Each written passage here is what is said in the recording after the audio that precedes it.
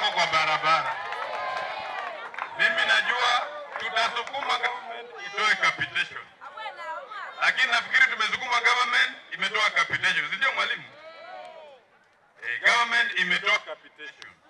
Tafadhali tuongee na hao wazazi pia, tuwaambie umuhimu wa kusukuma wanafunzi wabaki shule, kwa sababu we don't want wanafunzi wanaripoti shule Jumatatu ama Jumanne, leo Ijumaa tena wanarudishwa nyumbani.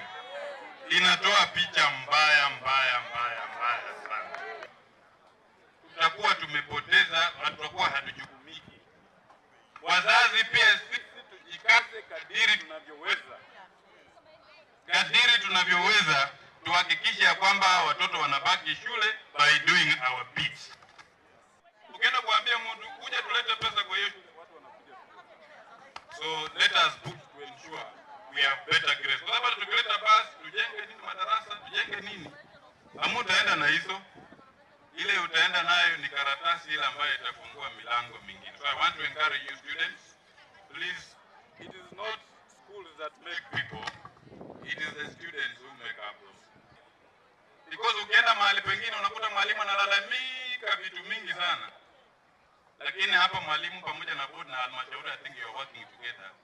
You can count on me as your number one supporter kwa maneno ya kusukuma masomo katika shule hii. Because must perform. Kwa Ndengela iko kwa main highway. Mwanafunzi hata anaweza toka Mombasa sana anachukia hapa tu. Sasa vile tumetoa basi kienda kipeleka watu Mombasa, unaona ni shule gani? Nasema hii shule iko tu kwa barabara.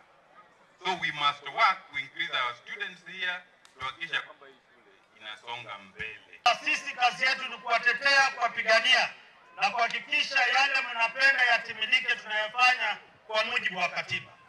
Mheshimiwa mjumbe, asante kwa basi unapeana, asante kwa basi unaloleta, lakini mimi yangu na MCA ni kazi moja. Kuchunga na kuhakikisha gavana wa Bungoma anafanya kazi yake. Basa ale Mlembe. Mimi na MCA kazi yetu ni kuambia Lusaka afanye nini? Kazi. Kama ni barabara, kama ni maji, kama ni michezo, hiyo ni kazi ambayo nikileta pesa kutoka Nairobi.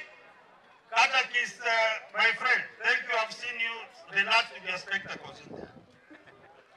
That the governor must deliver for the people of Bungoma.